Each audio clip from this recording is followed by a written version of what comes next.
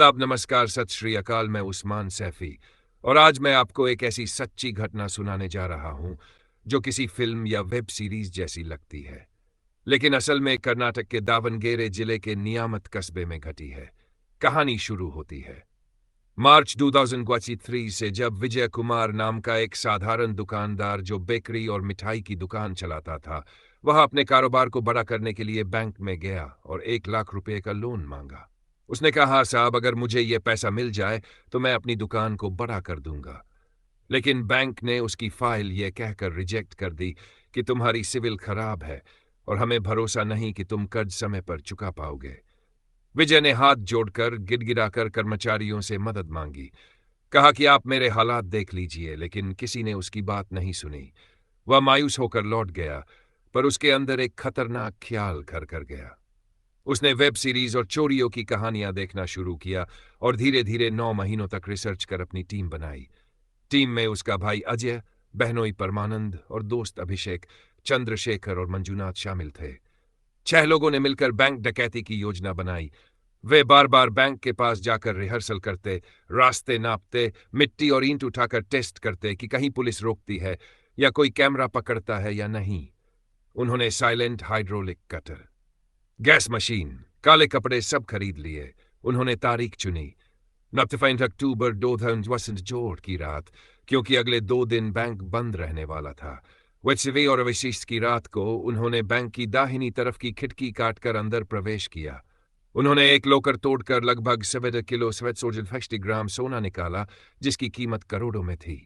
दूसरे लोकर को काटते समय गैस खत्म हो गई और वे काम पूरा नहीं कर पाए, लेकिन जो मिला वही बहुत था।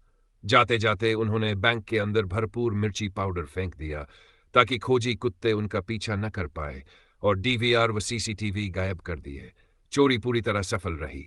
बैंक 2 दिन बंद रहा और जब 8 अक्टूबर की सुबह बैंक खुला तो कर्मचारियों ने देखा कि खिड़की कटी है, लोकर टूटा है और लाखों ग्राहकों का सोना गायब है। तुरंत पुलिस को सूचना दी गई। पुलिस आई, डीआई से लेकर एसपी तक मौके पर पहुंचे। फॉरेंसिक टीम बुलाई गई, लेकिन कोई ठोस सुराग नहीं मिला। कुत्ते चींकते रह गए, डीवीआर नहीं था, सायरन खराब था, गार्ड तक मौजूद नहीं था। पुलिस ने बैंक कर्मचारियों से पूछताछ की, आसपास के सीसीटीवी देखे, पुराने अपराधियों तक हाथ बढ़ाया, लेकिन कुछ हासिल नहीं हुआ। मामला धीरे धीरे ठंडा पड़ता गया। नवंबर, दिसंबर, जनवरी, फरवरी बीत गए।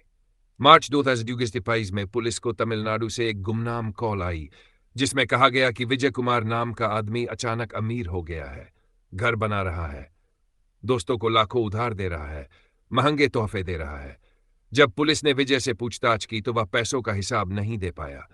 उसके घर से 6 किलो से ज्यादा सोना बरामद हुआ, यहां तक कि दीवारों पर सोने की चेन और अंगूठियों से अक्षर लिखे हुए थे। उसने कबूल किया कि उसने चोरी की थी और पर किलो सोना मदुरै के पास एक कुएं में छिपाया था। पुलिस ने विजय और उसके 2 साथियों को गिरफ्तार कर लिया। पूरी वारदात किसी मनी हाइस्ट जैसी थी, लेकिन फर्क सिर्फ इतना था कि यह असल जिंदगी की घटना थी। एक आदमी जिसे बैंक ने लोन नहीं दिया, उसने 9 महीने प्लानिंग की, चोरी की, करोड़ों का सोना ले गया, लेकिन आखिरकार पकड़ा गया और अब उसकी बाकी जिंदगी जेल की सलाखों के पीछे गुजरेगी। दोस्तों, यह कहानी हमें यही सिखाती है कि गलत रास्ता चाहे कितना ही आसान क्यों न लगे, उसका अंजाम हमेशा बुरा ही होता है। मेहनत देर से सही, लेकिन रंग जरूर लाती है, जबकि शॉर्टकट इंसान की जिंदगी बर्बाद कर देता है। इसलिए सच्चाई और ईमानदारी का रास्ता ही सही रास्ता है। जय हिंद।